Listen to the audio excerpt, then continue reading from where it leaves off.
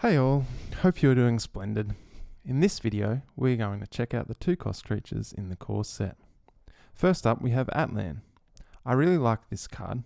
My wife drew the artwork for this one, and I think it looks great.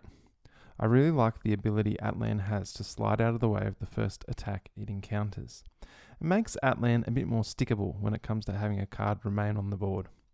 The card is very balanced though, as its stats are just average. Your opponent will often have to attack it with 2 creatures in order to remove it.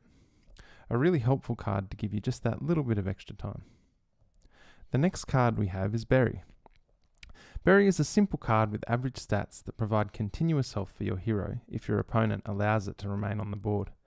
This card is good at slowing down aggressive decks that want to win the game quickly, as they'll be forced to slow down and deal with Berry before focusing down your hero. You will notice the card currently says Nature. I have changed this to Plant and need to update it so the card works well in plant decks. Next up is Bottle. Bottle is a strange looking creature with an interesting card effect. You get to look at your opponent's cards, well, at least 2 of them. This ability allows you to scout out what type of deck your opponent may be using and what cards you need to prepare to counter them. Knowledge is power, right? Now we're up to Cleanup Crew. This card has basic, vanilla stats. It is a machine type creature. In the art, you can see the first crew member is holding a broom and the other a feather duster. I'd love to have Cleanup Crew in my house, but the card may not be your first choice for a deck. They could be useful if you are building a machine themed deck, or they might be a good choice if you are playing a draft match and need a 2-drop on curve. Deep Sea Diver is our next card. Drawing cards is super important in deck building games. In card games, you need cards to play. It's simple as that. I've tried to include a good balance of varied cards that players can include in their decks to help you draw more cards. Deep Sea Diver is one of those cards. It has below average stats, but it is a swimmer, which could potentially be useful. Iceball is a 0/6 barrier. It's not going to dish out any damage unless you manage to buff it somehow, but it may help you stall the game for an additional turn, if that is your game plan. The barrier ability blocks all creatures from attacking your hero, except for those pesky swimmers who can swim right on under in order to hunt down your hero. Up next is Jaffa. Jaffa allows both players to draw cards. This can be useful if you need to draw cards or you want to make your opponent draw cards.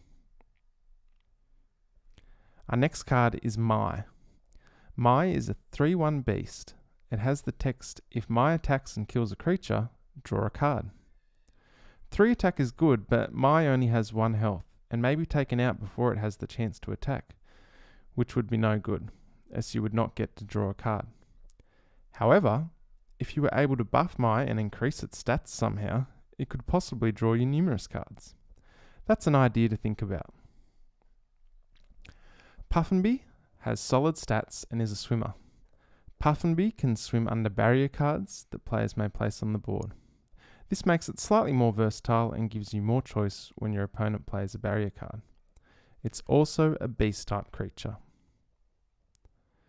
Safety Bot is a machine type creature that provides a little bit of health to another creature or hero.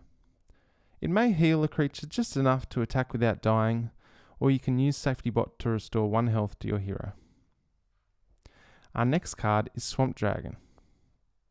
Swamp Dragon loves to hide in the murky swamp until it is ready to attack. He can stay hidden while you buff him with other cards. You might have Swamp Dragon drink a fizzy drink, and then you may choose to place it on a hoverboard. Now you're probably thinking, what is this guy talking about? Well, you were just going to have to wait until I reveal the action cards later down the track. Now is a great time to remind you that you can subscribe and trigger those bells. You wouldn't want to miss out on what's coming next, right? Our next card is Tello. It is an excellent card with very poor stats. The card has the Disable ability, which allows it to negate or disable another creature's ability. This can be really useful later in the match when stronger cards come into play, but it can also be used in the early game if needed. You could disable a creature with barrier and attack the hero directly, or you could disable a flying creature in order to destroy it with one of your non-flyers. There are numerous ways disabling a creature's ability could be used to your advantage. Lastly, we have Wolf. The card has solid stats and it is a beast, which has good synergy with some of the other beast-related cards in the set. I hope you have enjoyed seeing a few more cards. I love hearing your thoughts, so make sure you leave your comments down below. Thanks for watching. See you next time.